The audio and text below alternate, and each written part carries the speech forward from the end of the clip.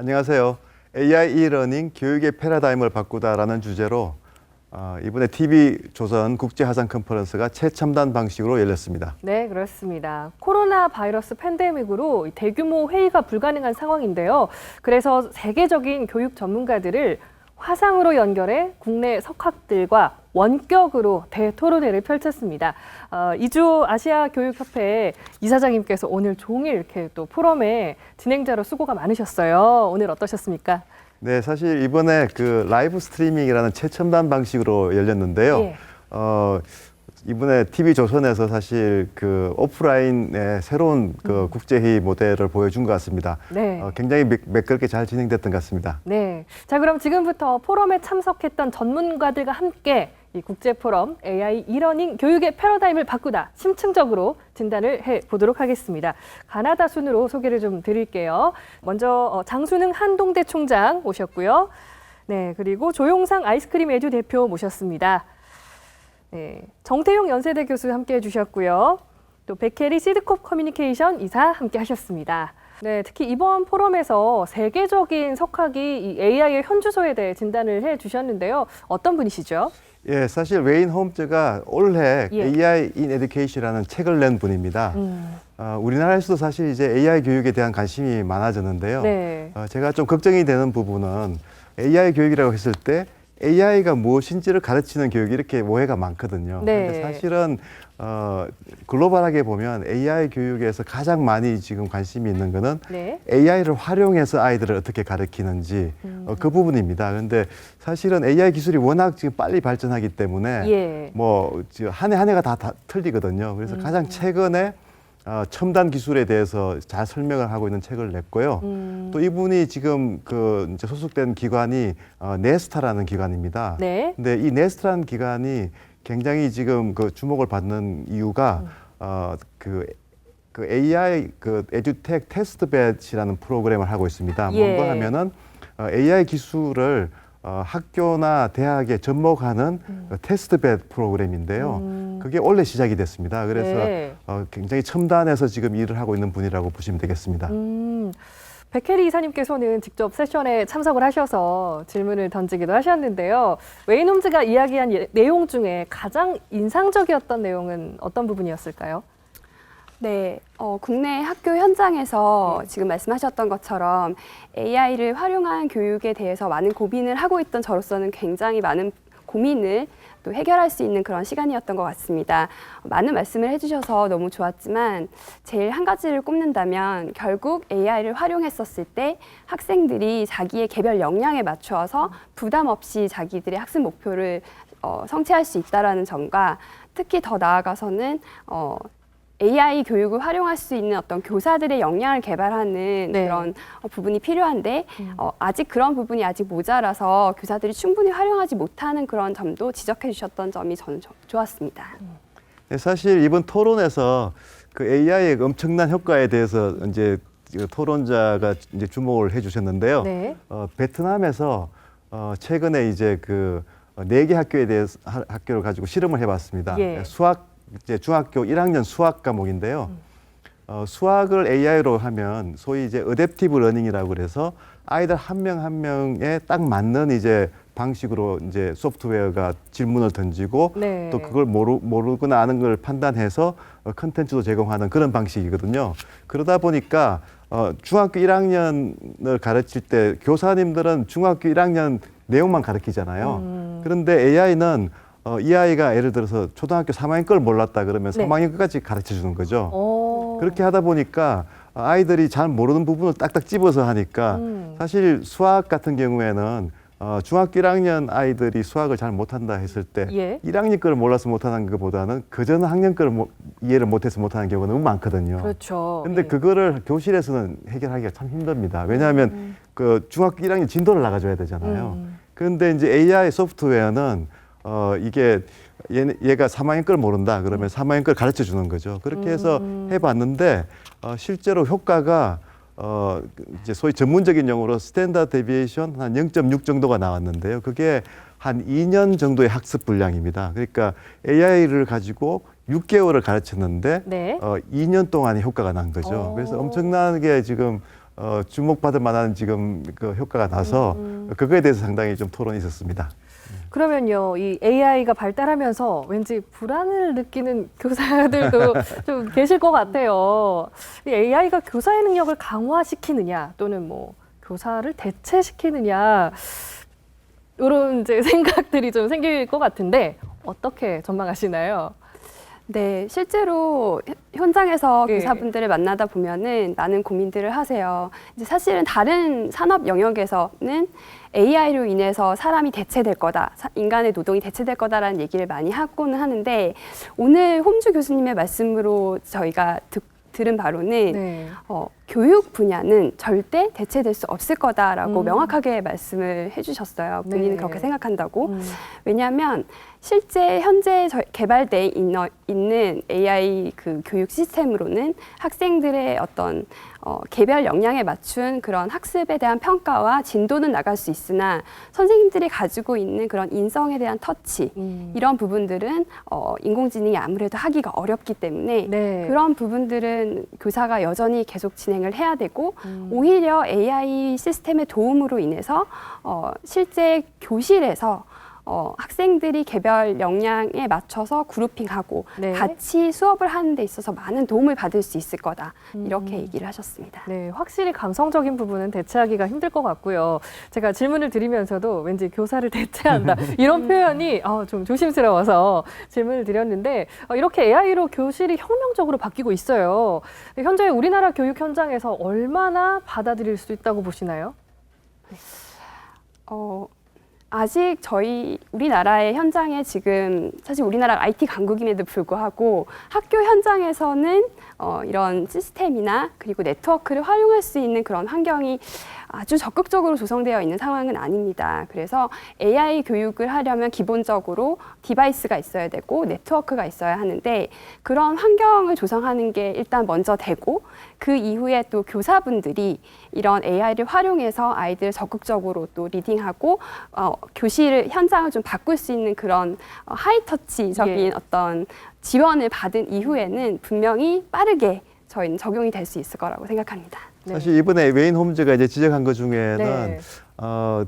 많은 AI 상품들이 있는데 그 중에는 사실은 이제 교사들을 대체하려고 하는 상품들도 있다고 소개를 했어요. 그런데 그런 것들이 학교 현장에서도 잘 받아들여지지 않고 네. 본인 생각에도 장래성이 별로 없을 것 같다. 그래서 앞으로 이제 그 이코시스템이라고 하죠. 생태계가 잘 조성이 돼서 네. AI 산업계와 또 교육계가 좀 이렇게 파트너십을 가지고 정말 이제 역할 분담을 하는 거죠. 말씀하신 대로 이런 학력 부분은 AI가 해주고 선생님들은 오히려 이제 하이터치라고 하죠. 그러니까 네. 아이들을 멘토를 해준다든가 상담을 해준다든가 네. 아니면 훨씬 더 이제 높은 수준의 이제 그 학습이죠. 그러니까 뭐 창의력이라든가 뭐 협력이라든가 이런 쪽으로 이제 교수님들이나 교사님들이 한 단계 더 높이 올라가는 거죠. 예. 그리고 그 아랫 부분을 이제 교사들이 부담을 많이 느끼는 부분을 AI가 대체한다 이렇게 이야기를 했는데 상당히 설득력이 있었던 것 같습니다. 네, 조영상 대표님께서는 또 어떻게 생각하시나요?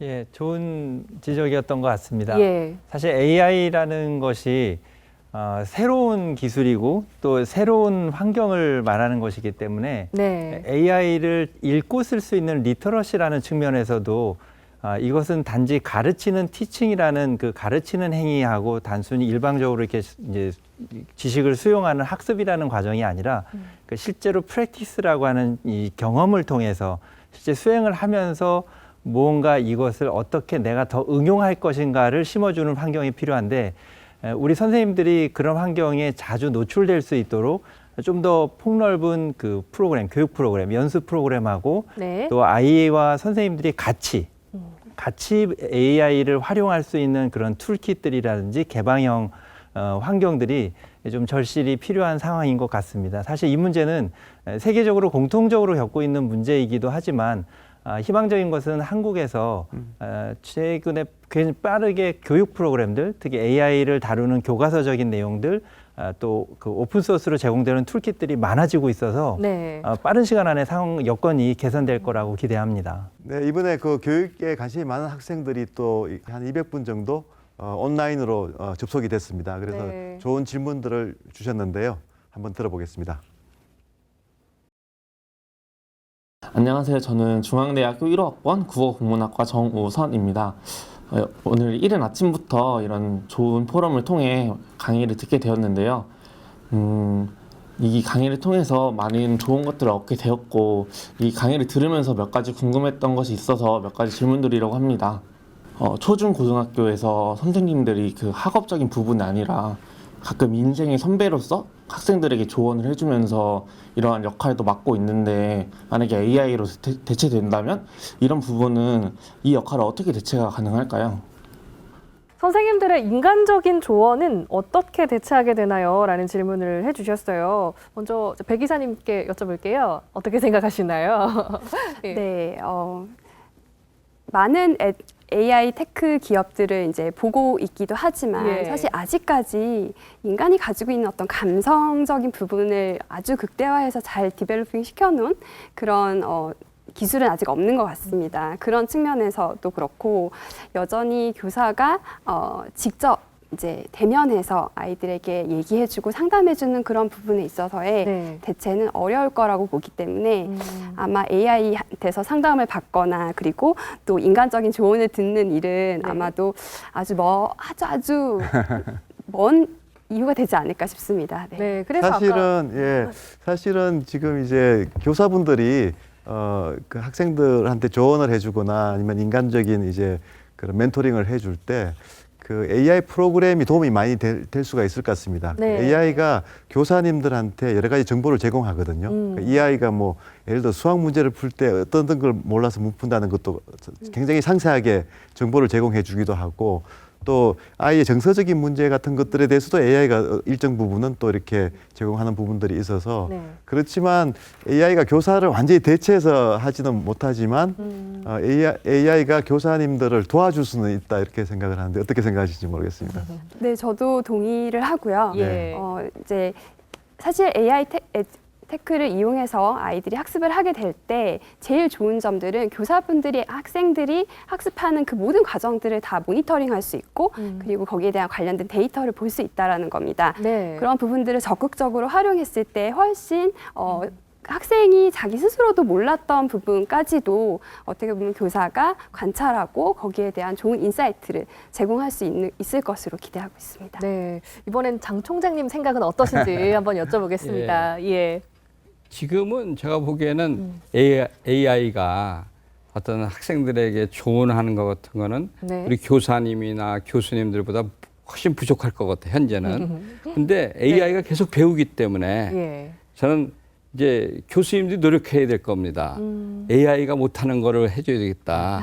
예를 들어서 예. AI는 지금은 AI가 이제 앞으로는 뭐 감정적인 부분까지도 배울 거고 또 격려해 주는 것도 배울 거고, 그러니까 교수님들도 계속적으로 정말 AI가 못하는 거, 더 통찰력 있는 거라든지, 그래서 이것은 앞으로 AI와 교수님들 간에 끊임없는 아마 노력이 양쪽에서 다 필요하기 때문에 저는 그러나 당분간은 뭐 교수님들의 그나 교사님들의 그 조언은 네. 뭐 AI가 쫓아갈 수 없다고 봅니다. 예. 이 교수님 여기에 대해서는 또 어떻게 생각하시나요? 예. 네, 저는 이제 하이터치 하이텍이라는 용어를 쓰는데요. 예. 하이텍으로 할 수 있는 지금 많은 부분들이 있습니다. 아까 네. 예를 들면 이제 아이들 학력을 높여준다든가, 또 이제 소통을 할 때 지금 이번에 화상회의를 한 것처럼 굉장히 멀리 있는 사람들끼리 모여서 한다든가, 또 코로나 바이러스 때문에 할 수 없이 학교를 못 간 아이들이 이제 그 플랫폼에서 같이 학습을 하는 거죠. 예. 이런 것들은 굉장히 지금 AI 기술이 많이 발전돼 있고요. 네. 그렇지만 AI가 못하는 것 중에 대표적인 게 저는 멘토링이라든가 아이들의 상담이라든가 이런 것들이라고 생각하고요. 그래서 사실은 교사 교육에서도 훨씬 이쪽을 강화해야 된다는 그런 주장들이 많이 나오고 있는 것 같습니다. 교사들이 이제는 학력을 이렇게 이제 끌어올려주는 그 역할보다는 네. 아이들의 인간적인 터치, 그쪽에 훨씬 더 많이 이제 역할을 해야 된다는 거죠. 네. 네, 그러면 앞으로 AI 교육이 잘 성공하기 위해서는 어떤 노력들이 필요한지 한 말씀씩 부탁드릴게요. 이번에는 장 총장님부터 네. 부탁드립니다. 저는 앞으로 그 AI가 학생들에 대해서 많이 연구해야 될 거라 생각합니다. 또 학생들의 그 심리도 연구해야 되고, 물론 학생들의 인지적인 것도 연구해야 되고요. 그래서 예. 학생들이 사실 보면은 격려도 받아야 되고 또 자존심도 살려줘야 되고 맞아요. 근데 너무 또 예. 풀어주면은 AI가 풀어주면 또 공부를 또 안 합니다. 그래서 제가 보기에는 네. AI가 학생 중심에서 서가지고 어떻게 하면 학생들이 이제 더 열심히 할 수 있을까. 그래서 학생에 대해서 많이 연구하고 네. 학생 중심적인 AI를 개발해야 된다 생각합니다. 예. 네. 배 기사님, 네. 네. 정리해 주시죠.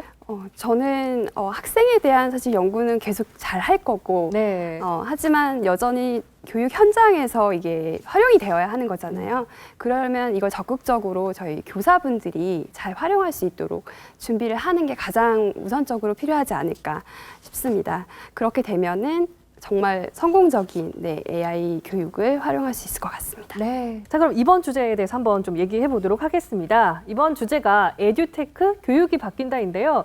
에듀테크가 생소한 분들도 있을 텐데 과연 에듀테크가 무엇인지 또 왜 중요한지 한번 이야기 나눠보도록 하겠습니다. 자, 이번에는 정 교수님께 한번 여쭤볼게요. 예. 그러니까 에듀테크는 말 그대로 교육에서 쓰이는 기술인데요. 네. 좀 더 풀어서 설명을 드린다면 학생들이 이제 배우는 과정에서 이제 새로운 기술을 통해서 네. 학습 효과를 높인다라는 거로 말씀드릴 수 있는데, 제가 강의하는 이제 대학에서 강의실에서 일어나는 얘기들은 일방적인 것이 많죠. 교수가 일방적으로 가르치고 학생들이 받아 적고, 예. 거기서 문제는 소통에 관련된 기술이 일방적인 방법으로 그동안 소통을 해왔다는 거라면 에듀텍이라고 하는, 특히 기술이라고 하는 것이 지금 양방향의 소통이 가능해지는 여러 가지 다양한 기술들이 있지 않겠습니까? 그래서 그런 것들을 활용해서 궁극적으로 교육 분야에서 새로운 양방향의 소통을 통해서 학습 효과를 높이는 데 사용되는 다양한 기술들을 에듀텍이라고 얘기할 수 있을 것 같습니다. 네. 자, 조 대표님께서도 좀 설명을 해주실까요? 네, 네. 사실 단어에 힌트가 들어있다는 정 교수님 말씀이 맞는 것 같습니다. 에듀테크. 교육. 네, 교육과 기술인데요. 예. 근데 그러면 이 테크라는 기술이 이전의 기술과 무엇이 다른가에 사실은 답이 있다고 생각합니다. 에듀테크에서 방점이 찍힌 테크는 인공지능과 좀 더 사실감 있는 학습 경험을 제공하는 실감형 콘텐츠 기술들, 그리고 IoT라고 하는 이제 이 주변에 산재되어 있는 센서들과 이제 통신을 하면서 이거 끊임없는 데이터의 네. 통신과 끊임없는 학습 경험을 제공해주는 그런 환경인데요. 네. 과거의 교육 서비스들이 어떤 특정한 그룹이나 전체를 대상으로 했다면 에듀테크는 한 사람을 바라보는 기술입니다. 그 한 사람을 위해서 모든 것을 맞춤형으로 제공하고 그 한 사람의 경험을 받아서 그 다음을 준비해주는 그 목적이 뚜렷한 기술이라고 할 수 있습니다. 그것이 이전에 사용되던 네. 교육 분야에서 사용되던 기술과 다른 큰 차이점이라고 할 수 있습니다. 두 분이 아주 이해되기 쉽게 쏙쏙 귀에 잘 들어오도록 설명을 해주셨는데요. 네, 조금 전에 답변해주신 정태용 연세대 교수님과 또 스마트 홈러닝 전문가이신 조영상 대표님께서 직접 세션에 참석을 하셨습니다. 강연을 한 데일 존슨이 어떤 분이시고 또 가장 주목할 만한 포인트는 무엇이었나요? 네. 데일 존슨은 사실 그 아까 제가 말씀드린 그 베트남 프로젝트에 또 네. 직접 참여하고 계신 분입니다. 네. 그래서 이 소위 이제 맞춤 학습이라 그러죠. 어댑티브 러닝 시스템인데요. AI가 학생 한 명 한 명의 역량을 파악해서 딱 맞는 이제 학습 경로를 제공해 주는 방식이죠. 네. 그걸 베트남에서도 적용했고 사실은 이분이 애리조나 스테이트 유니버시티의 이제 전문가이신데 네. ASU에서는 이미 한 6만 5천 명 정도 학생들이 벌써 이제 그 1학년 기초 과목들이죠. 뭐 수학, 물리학, 화학 이런 모든 과목들을 다 그런 방식으로 하고 있습니다. 그래서 그 경험에 대해서 이야기를 했는데요. 네. 저는 이제 그걸 들으면서 사실 그 코로나 바이러스로 지금 이제 온라인 교육 한국에서 많이 이야기하지 않습니까? 예. 학교들도 이제 온라인으로 해야 될 수도 있고 대학은 이미 이제 많이 온라인이 이제 전환됐습니다. 그런데 사실은 우리가 온라인 교육 이렇게 했을 때는 에듀텍하고 상당히 좀 이렇게 동떨어져 있습니다. 그러니까 온라인 우리가 이야기하는 우리가 알고 있는 온라인 교육은 어떻게 보면 20세기의 기술이고요. 예. 21세기는 이제 에듀텍이거든요. 그래서 사실 우리의 담론이 온라인 교육으로 이렇게 머물러 있는 건 참 좀 안타까운 것 같고요. 지금 대학들이 또 온라인을 한다 이렇게 했을 때는 네. 상당 부분은 에듀텍이 거기에 들어가 있습니다. 그래서 정태현 교수님 말씀하신 대로 이게 일방향이 아니고 쌍방향이거든요. 아이들이 라이브 스트림에 와서 교수님들하고 상당히 대화도 하고 예. 인터랙션을 합니다. 근데 그거를 보통은 뭐 그냥 동영상 찍어서 그냥 올리는 걸로만 생각하시거든요. 네. 그것보다는 훨씬 더 효과적이고 또 이제 그 맞춤 학습 같이 아예 학생 한 명 한 명한테 개별화도 할 수 있는 거고 하기 때문에 지금 우리가 일반적으로 많은 분들이 그냥 교육에서의 기술 그러면 네. 지금도 많은 분들은 20세기 기술을 이야기하고 있는데 이번에 발표하신 이제 에듀텍을 발표하신 그 이야기를 쭉 들어보면 네. 뭐 ASU도 그렇고 베트남도 그렇고 지금 많은 나라에서 또 새로운 시도들이 일어나고 또 어떤 학교에서는 거의 대부분의 학생들이 이미 하고 있는 거죠. 지금 에듀테크의 중요성에 대해서 이야기를 해주셨는데 기술 개발과 글로벌 경쟁력이 더 이제 강화되는 시기 같거든요. 학교 파트너십은 어떤 방향으로 가야 된다고 보시는지 좀 여쭤보도록 하겠습니다. 네, 정 교수님부터 좀 대답을 해주실까요? 네, 오늘 그 데일 존슨 박사님 강의가 네. 여러 가지 포인트를 말씀하셨는데 가장 인상적인 거 한 두세 개의 답이 있다고 생각합니다. 첫째는 이분은 미래는 이미 와 있다 하는 얘기는 저희가 좀 더 빨리 지금 변하는 것에 적응을 해야 된다라는 것으로 굉장히 인상적이었고요. 또 하나는 학생들, 수요자들의 그 유니크한 수요를 맞추어야 한다. 그러니까 우리 조 대표님께서 말씀하신 대로 이게 네. 학생 개개인의 맞춤형 교육 학습 방법이 돼야 된다라는 얘기도 강조하셨고 마지막으로 저 같은 이제 강의를 하는 사람들이 더 이상 그 강의를 하는 사람이 아니라 네. 수업에서 리더가 돼야 된다는 말씀을 하셨는데 이게 굉장히 중요한 그 세 가지 방향을 지적한 것 같고요. 네. 또 하나 힌트는 우리 이 장관님께서도 말씀하셨지만 반기문 전 총장님의 연설 속에 있는 것 같습니다. 이제 두 가지 점을 강조하셨는데 그 이노베이션하고 파트너십이었는데 예. 지금 질문하신 그 학교 파트너십의 방향은 결국 이노베이션에 근거한 파트너십이 돼야 되지 않겠습니까?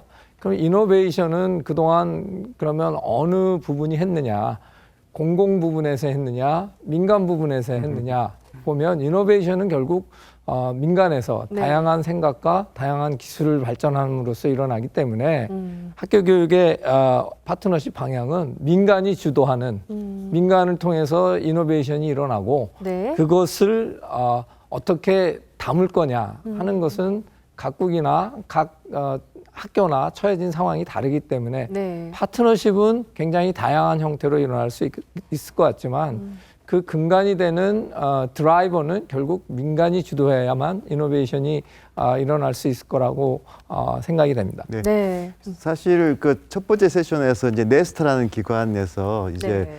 그 에듀텍 테스트벳 프로젝트에 대해서 제가 말씀을 드렸었는데요. 예. 그게 사실 그 네스트라는 그 민간 기관이지만 그 펀딩은 영국의 교육부가 하고 있습니다. 그러니까 이제 민간과 이제 정부가 파트너십을 가지고 하는 거죠. 그래서 근데 이제 우리나라는 교육 분야는 모든 걸 다 이제 공공 부분이 해야 된다 이렇게 돼 있거든요. 그래서 사실 이제 최근에 뭐 영국이라든지 미국이라든지 교육의 혁신을 이제 계속 주도하는 나라들을 보면 네. 정 교수님이 말씀하신 대로 민간의 그 이런 창의나 새로운 발견이나 이런 것들을 적극적으로 수용을 하거든요. 예. 사실 그런 부분에 대해서 아마 우리나라 에듀텍도 제가 볼 때는 굉장히 지금 그 활발하게 지금 진전이 많이 되고 있고요. 네. 경쟁력이 있는 기업들도 많다고 생각합니다. 그래서 그 한국의 에듀텍 산업의 현주소 그거에 대해서 좀 여쭤보고 싶고요. 또 네. 아마도 그 우리나라의 파트너십 그러니까 민간과 그 공공의 파트너십이 취약한 부분에 대해서 또 불만도 많이 있으실 것 같은데 한번 여쭤보고 싶습니다. 네, 어떤가요? 예, 불만은 아닙니다만 두 가지 질문을 주셨으니까 먼저 네. 우리나라의 에듀테크 기술 수준하고 글로벌 경쟁력을 갖출 수 있을까에 대한 질문에 먼저 생각을 좀 나누고 싶습니다. 네. 먼저 에듀테크는 응용을 하는 기술입니다. 그러니까 인공지능의 원천 기술을 개발하는 것이 아니라 인공지능을 교육에 잘 활용하는 응용 기술이거든요. 예. 우리 한국 스타트업들이나 교육 분야의 교육 산업 밖에 있는 기업들이 이 응용력이 정말 대단합니다. 저조차도 정말 놀랄 정도인데요. 이 학습 효과, 이 속도가 1년이 무섭게 다른 나라의 2, 3년의 속도를 따라잡거나 이제는 리더십을 갖고 있는 리더십을 넘어서 사실 플래그십을 가지고서 세계 시장을 주도할 수 있을 정도의 잠재력을 가진 기업들이 많이 있습니다. 자랑스러운데요. 저도 무척 고무적이고 경쟁하고 싶은 의지를 막 불태우게 되는데요. 네. 인공지능은 크게 우리가 세 가지 정도로 생각해 볼 수가 있습니다. 먼저 생각하는 지능이라고 해서 이 아이의 수학의 문제점이 뭐지? 라는 것을 생각을 하면서 원인을 찾아내는 인공지능의 특징인데요. 이를테면 이런 것입니다. 연산을 어떻게 하는지를 아는 개념을 이해하는 것과 연산을 잘하는 것은 사실 다른 문제라고 봅니다. 네. 그럼 연산을 어떻게 해야 되는지는 아는 아이가 문제를 빨리 못 풀 때 왜 못 푸는지를 생각해보고 문제를 그냥 더 주는 것이 좋은지 네. 아니면 이 연산 게임을 줘서 연산하는 그 과정의 몰입감을 좀 더 높여주는 것이 좋은지를 인공지능이 원인을 분석하는 거죠. 단지 성적을 정오답을 분석하는 걸 넘어서 이 아이가 미디어를 어떻게 이용하고 있는지, 미디어에 집중을 어떻게 하는지, 이 보여지는 본인 앞에 주어진 문제에 얼마나 많은 시간을 투자하고 얼마나 집중을 해서 푸는지 등을 여러 가지 변수들을 옆에서 보고 있는 선생님처럼 생각하는 인공지능이 그 문제를 도와줄 수가 있는 거죠. 그리고 우리가 말을 하고 듣지 않습니까? 인공지능의 하나의 형태가 음성지능이라는 것이 듣고 말하는 지능입니다. 듣고 말하는 것은 우리가 언어 교육에서 활용할 수 있을 텐데요. 네.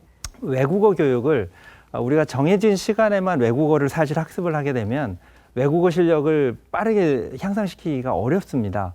외국어라는 거는 이 프랙티스가 가장 중요하듯이 늘 우리 주변에서 제가 대화할 수 있는 상대가 있고 대화 과정에서 저를 코칭해 주면서 바른 언어나 바른 문장을 구성할 수 있게 도와주니까 저의 필요와 저의 시간에 맞게 옆에서 도와주니까 그렇게 굉장히 유용한 기술인데 이미 상용화가 되어 있습니다.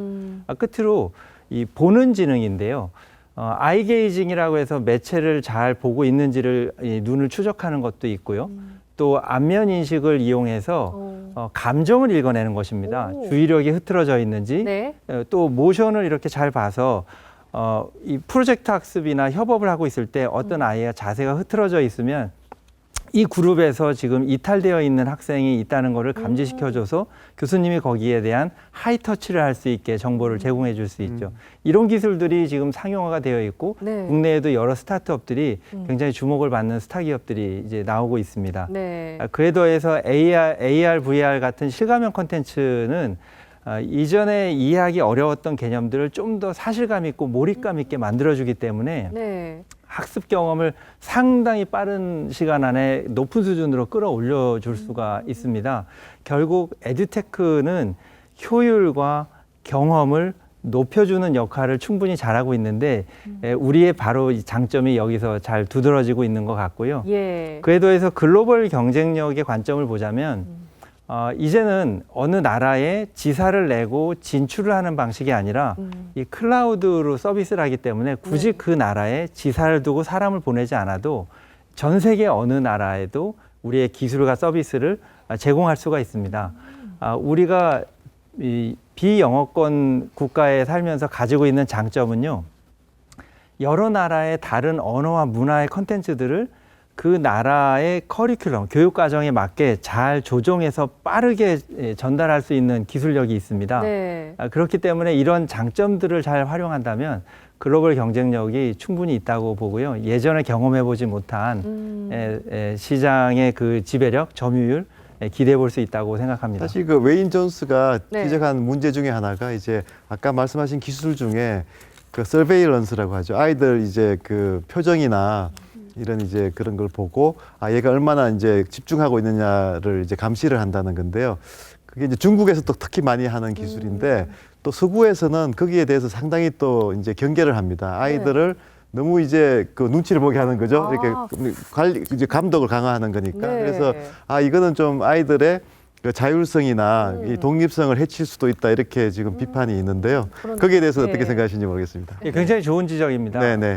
항상 그 새로운 기술은 양날의 칼과 같습니다. 네. 뭔가 효율과 장점에만 초점을 맞추면 반대편에 우리가 놓치고 있는 소외되는 사람들 또는 그 학생들의 프라이버시, 학생들의 인권을 소홀히 하게 될 수 있는데요. 그래서 이 새로운 기술은 항상 균형을 맞추면서 갈 필요가 있습니다.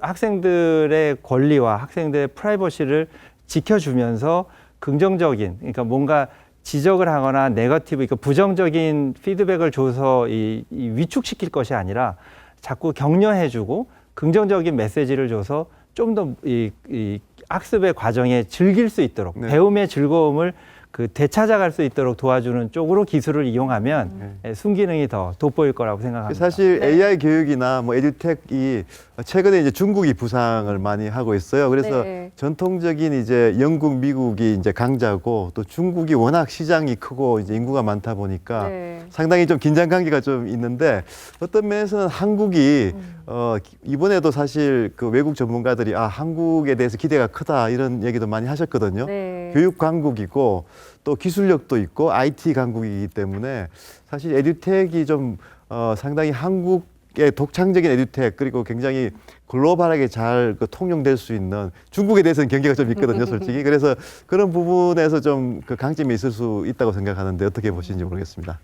예, 맞습니다. 한국이 가지고 있는 장점은 아까 말씀드린 대로 균형을 잘 이루고 있다는 건데요. 최근에 한국의 교육 여건을 보면 학생들의 이 인권이라든가 또 우리 그 시민의식들이 굉장히 선진화되어 있기 때문에 기술에 대한 응용력, 기술에 대한 수용성, 그리고 소비자에 대한 그 보호에 대한 그 인식 수준, 또 윤리의식, 이런 여러 가지 이 양면의 특성들이 잘 균형을 맞춰서 지금 발전하고 있기 때문에 네. 선진국에서도 그만큼의 가치를 인정받을 수 있고 또 저개발국에 가서도 학생들의 인권이라든지 학생들을 좀 더 긍정적인 면에서 격려해주는 그런 기술들이 또 돋보일 수가 있어서 네. 굉장히 좋은 위치에 있다고 봅니다. 네. 자, 그러면 대학에서의 이 에듀테크는 어떤 변화를 겪고 있는지 네. 이사님께서 예, 정말 이번에 우리 코로나 사태 때문에 정말 대학교가 많이 변하고 있습니다. 맞습니다. 아시다시피 예. 뭐 한 3주 전부터 저희 학교는 제일 먼저 이제 3월 초부터 네. 바로 이제 온라인 교육을 시작했는데요. 교수님들이 처음에는 두려워하고 또 약간 거부감도 갖고 이렇게 어색해하시고 있었는데, 아무래도 어색했고 그런데 예. 한 지금 3주 지났는데 네. 전부 이거 너무 좋다. 앞으로 이거 오히려 더 온라인 교육 좋다. 구축해야 되겠다. 예. 그리고 좋은 기능이 너무 많은 거예요. 예. 그러니까 이제 보면은 그 그룹 토론하는데 막 그룹을 막 나눠주고 맞습니다. 그룹에서 토론한 거를 또 이렇게 바로 할 수 있게 정말 이 인터랙션 교육이 너무 잘 되고 네. 또 놀란 건요. 요번에 저희가 보면은 뭐 이 세계적인 회사 그 구글이나 마이크로소프트 뭐 시스코 할 것 없이 다 이런 걸 막 만드는 거예요. 물론 줌이라는 어떤 전문 회사 같은 것도 있지만 제가 놀란 거는 뭐냐면은 정말 교수님들이 너무 좋은 거 우리가 발견한 거 이겁니다. 어떤 그 툴은 교수님들이 얘기하면은 자막이 나오는 거예요. 특히 그래서 영어로 강의하는 강의들은 네. 자막이 나오니까 학생들이 너무 좋아하는 거죠. 그래서 정말 이 지난 우리 3주 동안에 예. 아마 우리 대학도 보지만 한국의 대학 세계인의 교수들이 많이 배우고 이제 에듀텍을 좀 배워야 되겠구나 네. 하는 그런 변화가 있을 겁니다. 네. 예, 한동대학은 워낙 뭐 기술도 준비가 돼 있고 또 아마 인프라도 이제 미리 잘 갖춰졌으니까 네. 아마 이제 좋은 방향으로 잘 가시고 있는 것 같아서 너무 반갑습니다만 또 한편으로는 좀 많은 걱정이 있는 것 같습니다. 오늘도 이제 미국에서도 네. 많은 대학들이 교수들의 불만이 높아지고 있다는 또 지적이 있었어요. 그러니까 아마도 이제 충분히 준비 안 된 대학 그런 데서는 이게 온라인 교육이 너무 형편없다, 질도 떨어지고 또 교수들도 준비 안 돼 있고 하니까 학생들은 또 학생들대로 뭐 등록금 반환 뭐 이야기도 있고 그래서 이제 불만들도 굉장히 높아지고 있거든요. 네. 그래서 그 이제 저희가 전문가들한테 물어봤습니다. 이거 어떻게 진행될 거냐고 했더니 한 분 얘기는 좀 이게 오래 가면 오히려 이제 대학들이 적응도 하고 이제 준비도 좀 돼서 이제 질이 좋아질 테니까 괜찮을 것 같은데 이게 네. 예를 들어서 좀 빨리 끝나면 불만이 이제 올라갔다가 끝나버리면 오히려 이런 변화에 또 부정적으로 갈 수도 있다 하는 걱정을 하더라고요. 그래서 저는 한동대학은 굉장히 고무적이지만 우리나라 전체로 봤을 때는 이 변화가 지금 이 코로나로 인한 이제 갑작스러운 온라인 학습의 정대가 제가 말씀드렸지만 이게 20세기 그냥 옛날 그냥 방식으로 하는 거로 그냥 많은 분들이 생각하고 이거 해봤더니 뭐 너무 불편하다 이렇게 잘못 갈 수도 있고 네. 아니면 21세기 이제 한동대학처럼 잘 받아들여서 이거 정말 너무 좋다 아이들도 좋고 이게 미래의 방향이다 이렇게 이제 방향이 잘 잡혀야 될 것 같은데 네. 어떻게 보시는지 예, 모르겠습니다. 분명히 시간이 가면은 네네. 갈수록 네. 그 온라인 교육이나 에듀텍 때문에 예. 많은 분들이 그 온라인 쪽으로 선호할 것 같아요. 굉장히 많이. 그래서 저희가 앞으로 진짜 고민은 오프라인에서 뭘 해야 되나 이게 이제 큰 고민이 될 것 같아요. 네. 그래서 이제 저는 생각하는 거는 온라인에서는 저는 이제 교육에서 제일 제가 강조하는 게 뭐냐면 러닝 학습 능력을 기르는 게 중요하고 그다음에 이제 저는 실제로 문제를 해결하는 게 중요한데 네. 학습 능력을 기르는 거는 앞으로 온라인을 적극적으로 이용해야 될 거라고 좀 봅니다. 예. AI나 또 AI가 하고 온라인 이용해야 되고 저는 앞으로 좀 문제 해결 수업들 네. 이런 것들 통해서 저희가 하이타치 교수님들하고 학생들이 만나고 이런 것들이 그걸 어떻게 잘 이끌어가는 거 이런 게 앞으로 교수들의 중요한 역할이 아닌가 이렇게 생각합니다. 예. 이제 토론 때 말씀하셨지만 이제 한동대 같은 경우에는 그 지역사회 프로젝트를 학생들이 한다는 거 아니겠습니까? 네. 그리고 이제 정 교수님 말씀하신 이제 교수들이 이제 그 리더의 역할을 하는 거죠. 프로젝트의 리더가 되는 거죠. 그래서 그런 변화가 굉장히 바람직할 것 같은데요. 네. 어떻게 보시는지 모르겠습니다. 네. 예. 뭐 분명히 근데 앞으로 이제 중요한 거는 네. 그 대학이라는 것이 많이 바뀔 겁니다. 바뀌어야만 됩니다. 대학이라는 것이 옛날엔 단순히 지식을 전달하는 것뿐이 아니라 이제 대학이라는 것이 지식 전달은 이제 AI나 온라인에 맡기고 이제는 대학이 지역이나 산업체나 우리가 사회의 문제를 해결해 주는 그런 능력도 가르치면서 문제도 해결해 주는 그런 기관으로 바뀌어야 네. 비로소 더 가치 있는 기관이 될 것 같습니다. 네. 사실 그 세 번째 세수에서 상당히 이제 좀 충격적인 이야기가 나왔었는데요. 네. 이제 파괴적 혁신이라는 네. 이제 개념이죠. 그게 네. 이제 경영학에서 워낙 처음에 많이 나왔던 얘기인데 이걸 이제 교육에 적용을 했을 때 재밌는 이제 표현이 있었는데 우리나라 이제 포함해서 세계 모든 이제 고등교육은 사실 굉장히 복잡하고 그 쉽게 접근 가능하지 않고 또 이제 비싼 거죠. 그런데 이거를 저렴하고 또 쉽게 접근 가능하고 훨씬 더 단순한 이제 서비스로 바꾸는 그게 이제 파괴적 혁신이라고 이제 정의를 하고 또 그런 사례들에 대한 얘기가 있었어요. 그래서 네. 사실 그 서던 뉴햄프셔 대학 같은 경우에는 온라인으로 하면서 굉장히 좋은 교육인데 모든 아이들한테 쉽게 접근 가능하도록 한 거죠. 그래서 이제 학생 수가 뭐 13만이 됐다는 거 아닙니까? 그래서 예. 이 정말 놀라운 일인데요. 그게 한국에서도 지금 그런 소위 파괴적 혁신이 가능한지 가능할 것 같은지 한번 좀 예. 이야기를 해주시면 좋겠습니다. 벌써 이제 우리 파괴적 혁신 얘기를 시작하는군요. 예. 저는 해야만 한다고 생각합니다. 할 수 있고 해야만 하는데 저는 이제 파괴적 혁신을 통해서 그동안 이제 쉽게 가면 우리나라에서도 뭐 서울대학을 들어가는 거 어렵고 뭐 예를 들어서 미국에서 하버드대학 같은 데 들어가는 게 어렵기도 하고 그 돈도 많이 들고 힘들고 그랬는데 이제는 사실 저는 앞으로 정말 학생들이 원하기만 하면은 정말 그 현재 그 온라인 교육이나 에듀텍에서 제공하는 것들이 이미 그 세계 유수의 대학보다도 더 좋은 양질의 교육을 하는 겁니다. 그래서 네. 본인의 의지만 있고 그러면은 또 돈이 많이 드는 것도 아닙니다. 그러니까 얼마든지 좋은 교육을 받을 수 있는 그래서 저는 문제는 뭐냐면 앞으로 정말 의지만 있다면 그리고 그렇게 무슨 브랜드를 따지지 않는다면 정말 어느 누구나 정말 세계 최고의 대학들의 수준의 대학의 교육을 다 받을 수 있다. 그래서 그것이 전 중요하다 생각하고요. 그래서 이것은 제가 보기에는 이미 와 있고 저는 중요한 것은 네. 그 학생의 의지가 있으면 얼마든지 세계 최고의 교육을 받을 수 있는 그런 상황에 와 있다. 네. 그걸 말씀드리고 싶습니다. 네. 그러면요, 교사 같은 경우는 이 에듀테크 시대에 어떤 트레이닝을 해야 될까요? 네, 배 기사님. 네. 우선 교사분들이 먼저 익숙해져야 하겠죠. 네. 먼저 거기에 좀 적응을 하고 네. 또 많은 노력을 이제 시작하시는 분들은 정말 많은 노력을 하셔야 할 겁니다. 하지만 이제 또 새로운 이제 교사 젊은 분들이 또 많이 생겨나고 있고 그런 분들은 또 금방 적응할 거여서 네.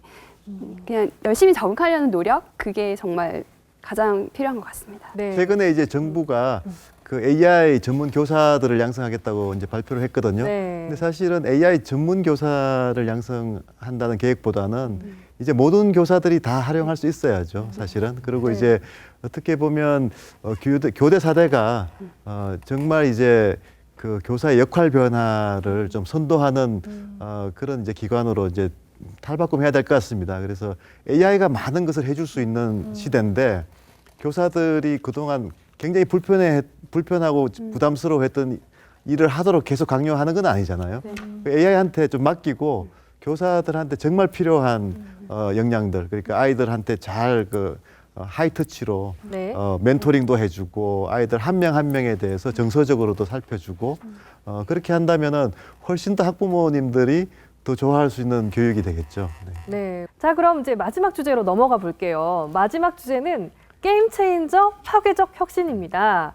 어떤 의미인지 장 총장님께서 설명을 좀 예. 해주시죠. 예. 아까 우리 이 교수님 말씀해 주셨는데 네. 파괴적 혁신이라는 건 뭐냐면 그동안 대학 교육 가려면 대학 들어가기도 힘들고 또 비싼 수업료 내고 네. 정말 그런 힘들게 생각했는데 앞으로는 그 뭐 대학 좋은 대학의 양질의 교육을 아주 싼 가격으로 그것도 편하게 언제든지 받을 수 있다.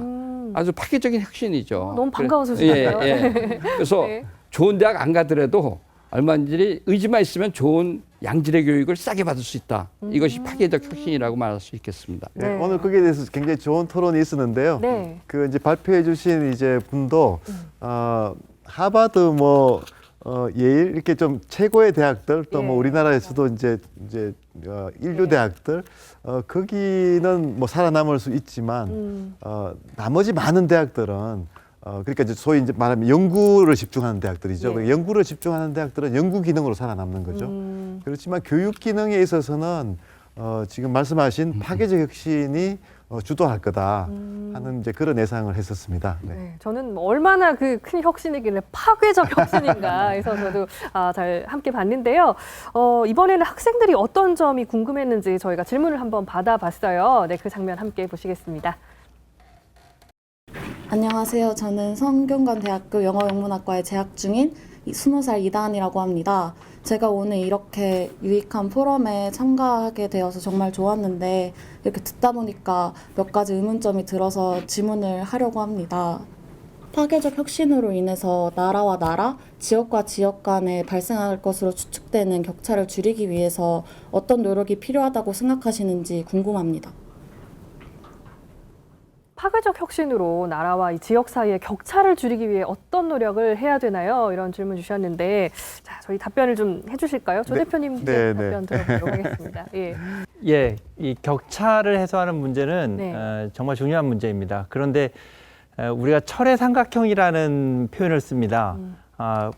교육의 질을 높이기 위해서는 당연히 더 많은 비용이 들어가고 네. 그러기 위해서는 더 많은 접근성을 제공해야 되는데 우리가 재정 압박에 시달리다 보면 비용을 조금 줄여야 된다는 고민을 하게 되잖아요. 그러면 당연히 기회는 줄어들 거고 교육의 서비스 품질도 떨어질 겁니다. 그럼 이 철의 삼각형을 어떻게 깰 것이냐.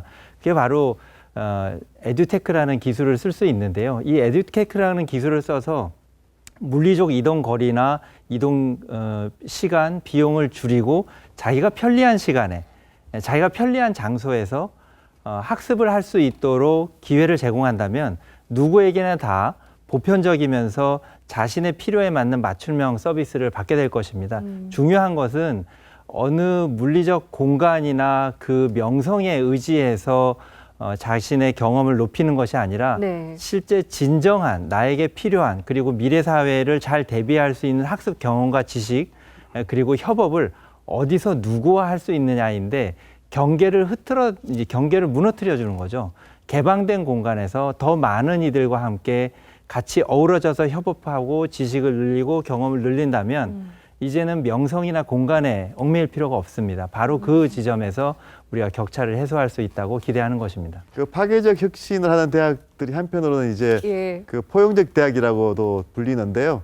그만큼 이제 이제 저렴하고 또 접근 가능한 교육 서비스를 제공하기 때문에 저소득층 아이들 또 심지어는 이제 아프리카나 동남아나 이렇게 이제 정말 이제 고등교육을 받지 못하는 아이들한테도 쉽게 이제 접근이 가능해지는 거죠. 네. 그래서 최근에 우리나라 대학 같으면 이제 글로벌화가 또 큰 이슈가 아닙니까? 그래서 유학생들도 많아지고 있고 저는 훨씬 더 많아져야 된다고 생각하는데 사실 유학생들을 더 많이 유치하기 위해서도 기존의 방식대로는 불가능하거든요. 오히려 새로운 기술 또 훨씬 더 접근 가능하게 혁신을 해서 이제 유학생들을 더 받아야 되는데요.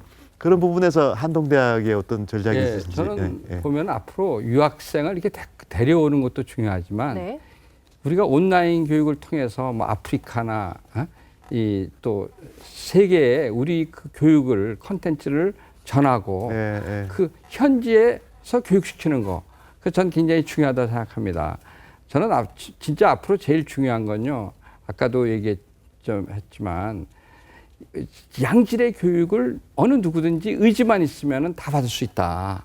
저는 세계 최고의 대학의 컨텐츠는 이미 인터넷에 다 있다.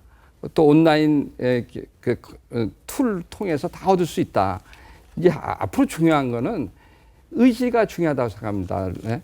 그래서 이제 우리 학생들이나 또 그다음에 평생학습자나 이런 사람들이 또 아프리카에 있건 어디에 있던 기간에 학습하겠다는, 공부하겠다는 의지가 제일 중요하다. 근데 지금 보면은 이래요. 학생들이 암만 무료로 공부를 시켜준다 하더라도 우리가 청강을 어떤 과목을 한다 그랬을 때 보통 청강을 2번 이상 잘 안 들어온답니다. 3번 들어와서. 그래서 3번 들어오면 대단한 거래요. 근데 그래서 저는 앞으로 학생들이 공부하겠다는 의지만 있으면은 얼마든지 정말 양질의 교육을 받을 수 있고 한 가지 더 한다면은 좀 실용적 마인드. 꼭 좋은 학교에 그 강의가 좋다. 또 좋은 학교에 가야지만 제가 공부를 한다. 이게 좀 없애고 정말 실용적인 마인드로 의지만 갖고 있다면은 어느 누구든지 네. 최고의 양질의 교육을 받을 수 있는 그런 시대가 이미 왔고 앞으로 그런 시대가 될 수 있도록 우리가 노력을 해야 되는 것 같습니다. 네, 정 교수님이 사실 개발협력 이제 전공이신데요. 네. 사실 개발협력 분야에서 우리 이제 그 ODA 지원도 많이 하지 않습니까? 이런 그 교육 혁신을 총장님 말씀하신 대로 좀 전 세계로 좀 퍼뜨리는 그런 좀 전략 같은 것을 생각해 볼 수 없는지요? 아까 우리 조 대표님 말씀하신 대로 저희가 개발협력에서 잘한다는 거는 그동안 개발협력을 해온 선진국들이 했던 패턴을 따라가면 안 될 거예요. 네, 그래서 지금 네. 파괴적 혁신의 개념을 네. 개발 협력 쪽에서 적용을 한다면 저희가 그동안 잘해왔던 거 그리고 개도국들은 저희한테서 지금 뭐를 배우고 싶어 하는 것들이 많지 않습니까? 예. K로 얘기되는 많은 것들이요. K-팝 뭐 등등. 그래서 그런 수요가 개도국 쪽에 많기 때문에 과연 저희가 잘할 수 있는 거 아까 여러 가지 에듀텍 관련된 여러 구체적인 말씀을 하셨는데 네. 이런 것들을 패키지화하면 얼마든지 기회가 많이 있을 거라고 사실 생각합니다. 오늘 이제 TV조선 이제 글로벌 포럼에서 많은 해외 전문가들이 한편으로는 한국에 대한 기대를 많이 이야기를 하셨어요. 네. 그러니까 본인도 고민들이 많은데 한국이 이걸 좀 해결할 수 있을 것 같다. 좀 잘해서 좀 우리를 좀 도와달라 이런 얘기들을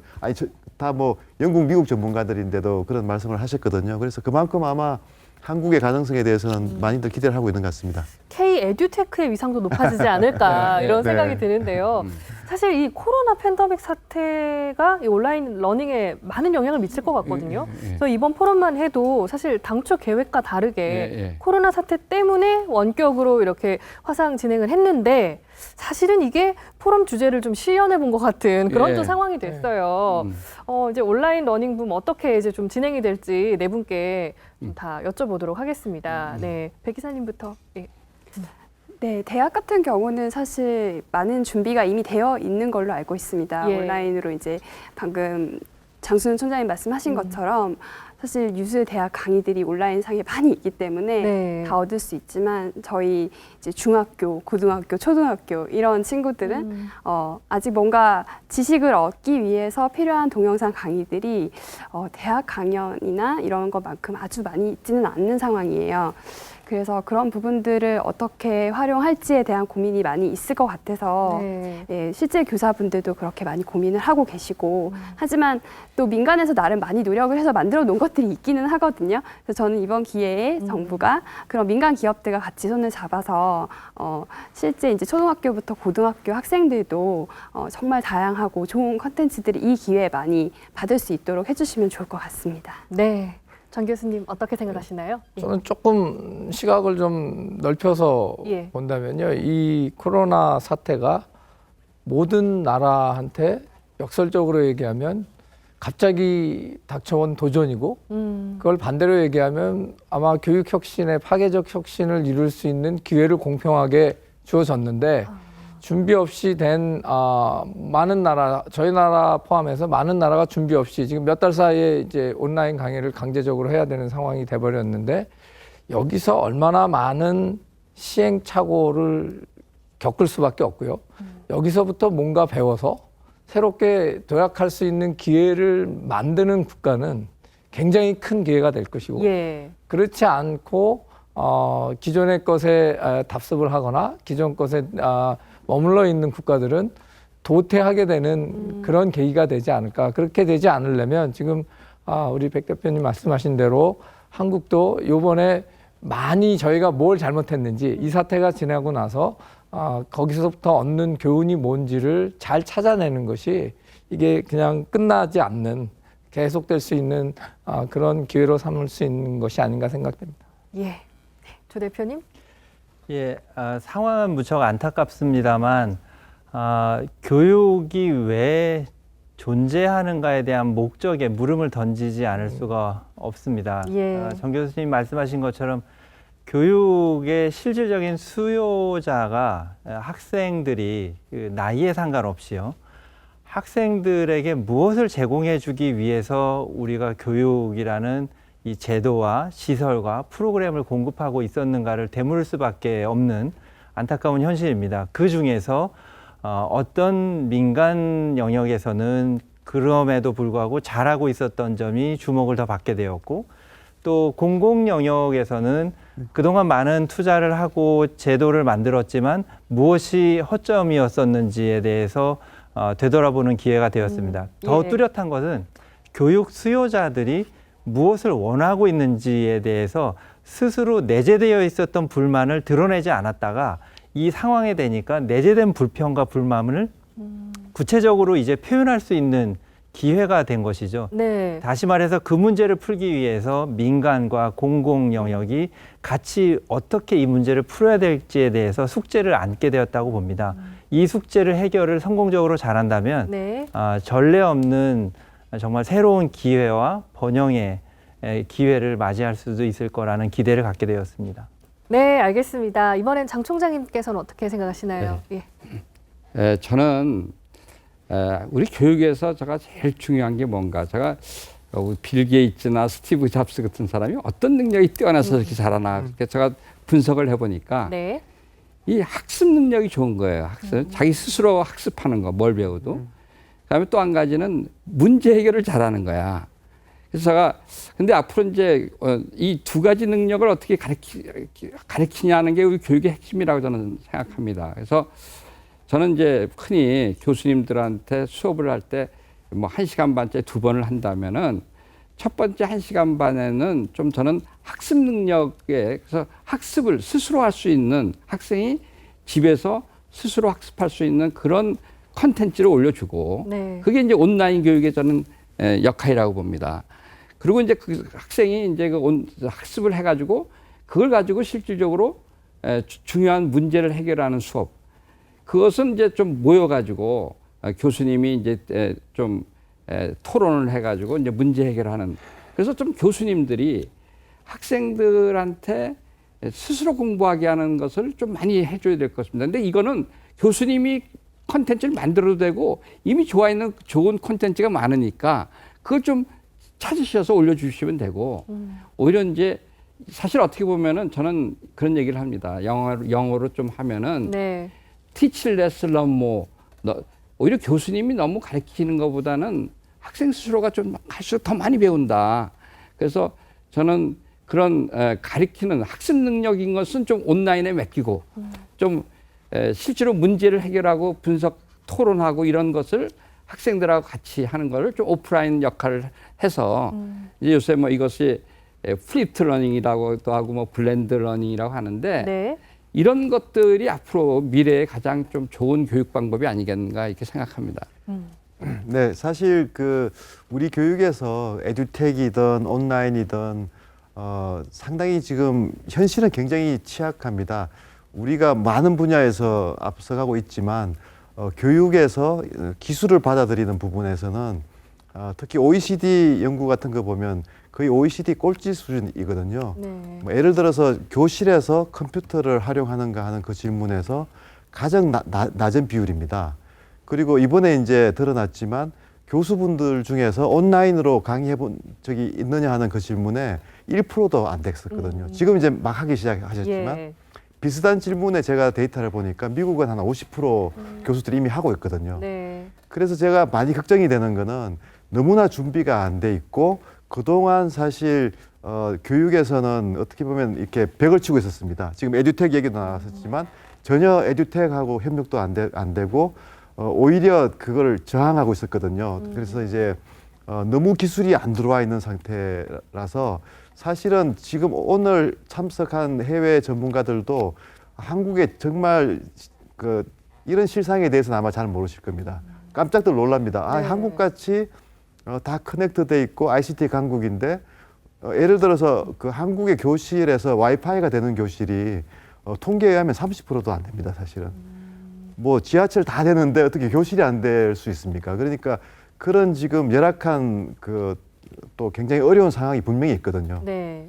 그래서 사실은 이번에 이제 코로나 사태가 네. 좋은 기회가 될 수 있는데 한편으로는 걱정이 되는 것이 너무나 준비가 안 돼 있고 그동안에 이것을 받아들이지 못하는 여러 가지 요인들이 있었기 때문에 예. 또 이거를 우리가 뭐 교사님들이나 교수님들한테만 비난할 수는 없습니다. 전체적으로 지금 사회 분위기도 그게 아직 안 돼 있거든요. 그래서 지금 이제 막 이제 그래서 이제 하기 시작했는데 네. 걱정은 이거 해보니까 이거 뭐 너무 불편하다. 또 아이들 수준에서는 선생님들이 너무 못하신다 이렇게 할 수 있습니다. 그래서 여러 가지 이제 소위 이제 부작용이 많이 있을 건데요. 예. 저는 이번 그 TV조선 포럼에서 중요한 저희가 이제 배운 거는 예. 또 이제 많이 공유를 하게 된 거는 네. 새로운 기술들이 훨씬 더 지금 많은 가능성을 열어준다는 겁니다. 우리가 이야기하는 그리고 우리가 또 반대해 왔던 네. 온라인 러닝이라든지 뭐 20세기의 그 교육과 관련된 기술들보다는 지금 21세기 AI가 들어오고 또 그 학습 플랫폼이 들어오고 이런 이제 새로운 기술들은 훨씬 더 손쉽게 또 훨씬 더 이 접근 가능하고 저렴하고 아이들하고 친화적이고 또 네. 교사들한테도 많이 도움을 줄 수 있는 방향으로 와 있거든요. 그래서 이걸 한번 써보면 이게 우리가 그동안 걱정했던 많은 문제가 해결될 수 있겠다 이런 생각도 할 수 있는데요. 하여튼 이런 방향으로 이제 그 변화가 일어나는데 저는 이번 이 글로벌 포럼이 상당히 중요한 계기가 되었으면 합니다. 네, 그럼 마지막으로 학교와 산업의 조화, 또 인간과 교육, 기술의 조화를 성공적으로 해나가기 위한 조건 무엇이라고 보시는지 한 분씩 좀 답변 부탁드릴게요. 네, 이번엔 총장님부터 하실까요? 예. 예, 저는 앞으로 정말 대학이 정말 의미가 있다 그러면은 대학이 앞으로 문제를 발견하고 문제를 해결하는 능력을 많이 길러주고 실제로 문제를 해결해 줘야 된다고 생각합니다. 그래서 이제 문제를 잘 찾는 게 또 중요한데요. 이것을 위해서는 대학이 산업체하고 또 그다음에 지역이라든지 이런 또 세계하고도 다 협력을 하는 게 굉장히 중요하다고 생각합니다. 제가 예를 들어서 최근에 이제 저희가 지역 발전 프로젝트로 해서 저희가 이제 포항시에 있는데 포항시하고 협력하기 위해서 네. 포항시하고 포항의 중요한 문제가 뭐냐 해가지고 거기서 20개의 문제를 저희가 찾아냈습니다. 네. 그 20개 문제를 학생 그 학과마다 그 관련된 문제를 수업 시간에 또 이렇게 같이 해결하는 그렇게 함으로써 얻는 게 많죠. 그 학생들은 실제로 대학을 졸업하기 전에 실제적인 문제를 접해보고 네. 또 포항시 입장에서는 실제로 포항이 가지고 있는 문제를 또 해결할 수 있고 그래서 정말 너무나 좋은 것 같습니다. 그래서 앞으로 이제 대학이 단지 그냥 지식만 전달하는 시대는 갔다 저는 그렇게 생각합니다. 예. 그래서 이제 대학이 앞으로 이 사회와 또 국가와 세계의 문제를 해결해 주는 그런 역할을 하면은 학생들도 가치가 있고 대학도 가치가 있고 또 산업체가 또 잘 되고 네. 지역도 잘 된다. 그런 면에서 앞으로 저는 굉장히 그래서 앞으로 저는 그렇게 생각하는 겁니다. 각 과목의 학습 능력은 좀 더 온라인이나 AI에 맡기고 좀 더 우리는 이미 있는 그 여러 가지 지식과 그 툴을 이용해 가지고 네. 실질적으로 우리가 가지고 있는 여러 문제 지금 코로나 문제도 마찬가지입니다. 맞습니다. 이런 예. 어려운 문제를 해결하는 그런 능력을 가르쳐주는 또 그런 문제를 해결하는 그런 교육기관이 되고 대학이 돼야 되겠다 생각합니다. 네, 조 대표님은 어떻게 생각하시나요? 예, 어려운 문제인 만큼 물음에서부터 답을 찾아야 된다고 생각합니다. 네. 합리적 의심을 할 필요가 있을 것 같아요. 지금 우리가 제공하고 있는 이 환경과 도구와 수단들이 최선인가? 아마 암묵적으로 우리 모두는 협력을 통해서 문제를 찾는 것이 답이라고 생각할 것입니다. 네. 그러면 목적에 대한 다시 물음을 던져서 그럼 학생들의 경험을 미래를 대비할 수 있게 어떤 경험들을 제공해 줄 것인가? 그러면 선택권을 넓혀줘야겠죠. 더 많은 것을 선택하고 더 많은 것을 교육 현장에서 경험하고 더 많은 것을 일상에서 실행해 보면서 생각이 자극될 겁니다. 지금까지 우리가 전달한 지식이라는 것은 측정 가능하고 가르칠 수 있는 것들이었지만 서로 커뮤니케이션 하는 능력, 비판적으로 사고하는 능력, 네. 리더십, 그리고 인간관계를 발전시키거나 시간을 잘 조절하는 이런 것들은 가르치는 것이 아니고 측정할 수 있는 것이 아니고 실행하면서 느끼면서 길러나가는 것들입니다. 이런 것들을 어떻게 교육이라는 공간이라는 제한된 공간과 시간으로 제공을 할 수 있겠습니까? 따라서 민간과 공공 그리고 지역 사회들이 이게 어우러진 파트너십 그리고 생태계 속에서 이런 합리적이고 개선된 학습 경험을 제공할 수 있기 때문에 물음에서부터 다시 답을 찾아가는 노력이 필요하다고 생각합니다. 네. 정 교수님 어떻게 생각하십니까? 네, 예. 저는 다시 또 반 총장님이 던지신 화두 중에 하나인 파트너십 얘기를 할 수밖에 없을 것 같은데요. 오늘 토론을 하는 과정에서 우리 장 총장님 말씀하신 대로 저는 교수의 입장이니까 좀 가르치는 걸 좀 덜 하고 배우는 기회를 많이 준다고 하는 거는 지금까지 교육 현장에서 있었던 각자의 역할들을 조금 놓는 게 필요할 것 같아요. 그래서 네. 좀 자꾸 가르치려고 하는 역할을 제가 더 많이 하려고 하면 예. 조화가 생길 것 같지는 않고요. 그래서 이 조건이라고 하는 건 지금까지 저희가 했던 관행에서 조금 한 발 물러나서 학생들이 조금 더 자기들의 경험을 공유할 수 있는 기회를 더 주는 것이 제가 덜 가르치는 것이 될 거니까 그래서 그런 연습과 실험을 조금씩 해보는 거 지금까지 기존에 해왔던 역할에서 조금씩 놓고 좀 다른 사람의 역할이 뭔지도 다시 한번 생각해 보는 정답은 없을 것 같습니다. 주어진 조건과 여건이 다를 테니까요. 그렇지만 그런 거를 통해서 새로운 솔루션을 찾아나가는 과정을 지금부터 해보는 거 그것이 어떨까라고 답을 드려봅니다. 백 이사님은 어떻게 생각하시나요? 네, 저는 우리나라 교육 현장에 있는 모든 관계자들이 조금 더 먼 미래를 생각하면서 봤으면 좋겠다는 생각이 듭니다. 네. 왜냐하면 너무 현재에 매여 있거든요. 저희가 아이들에게 지식을 전달하는 수준의 교육에 매여 있는 이유는 지금 당장 선생님들도 마찬가지로 지금 당장 내가 우리 아이들에게 이 정도의 수준의 이 정도의 양의 지식을 전달해야 돼라는 거에 너무 매여 있고요. 네. 그리고 대학에 가면 나중에 하게 돼라고 하지만 그래서 지금은 대학에 가기 위한 걸 준비해야 돼라고 얘기를 하는데 사실 더 일찍부터 사회에 나가서 필요한 것들을 준비할 수 있는 시간을 허락하고 할 수 있다면 훨씬 더 좋은 거라고 생각을 하거든요. 네. 그리고 앞으로 더 미래가 기술에 더 의존할 수밖에 없는 그런 미래가 될 거기 때문에 일찍부터 AI를 통한 그런 활용을 할 수 있는 것들을 다 같이 생각하고 또 공감을 한다면 네, 좋은 파트너십을 만들어낼 수 있을 거라고 생각합니다. 네, 저는 오늘 이제 네 분 말씀 들으면서 다시 한번 좀 학교를 다니고 싶다 이런 생각도 들었고요. 또 의지만 있으면 지금도 저는 공부를 시작할 수 있을 것 같아서 새로운 좀 어떤 생각을 갖게 됐는데 오늘 어떠셨나요? 좀 여러 가지 좀 종합해서 말씀 부탁드리겠습니다. 네, 예. 이번 TV조선 글로벌 포럼이 국내외 그 교육의 혁신가들 또 예. 선구자들과 함께한 시간이었던 것 같습니다. 예. 굉장히 시적절했던 것 같고요. 지금 이제 정말 이제 낡은 파라다임을 이제 벗어 던지고 새로운 파라다임을 추구해야 되는 상황에서 또 코로나 지금 사태가 겹쳤습니다. 그래서 정말 교육의 변화에 대해서 진지하게 지금 이제 다시 돌아보고 새로운 전략을 지금 이제 추구해야 되는 지금 시기인데요. 이때 정말 그 세계적인 석학들과 또 한국의 혁신가들이 같이 고민할 수 있는 자리가 마련됐고요. 또 방식이 정말 또 이렇게 그동안 해보지 않았던 또 온라인으로 이렇게 했는데 굉장히 잘 진행이 된 것 같습니다. 소통도 많았고 네. 또 서로 많이 배웠던 것 같고요. 그래서 굉장히 의미 있는 행사였다고 생각을 합니다. 네, 저도 오늘 함께하면서 우리 교육의 미래와 또 K-에듀테크에 대한 기대가 한층 높아지는 그런 시간이었습니다.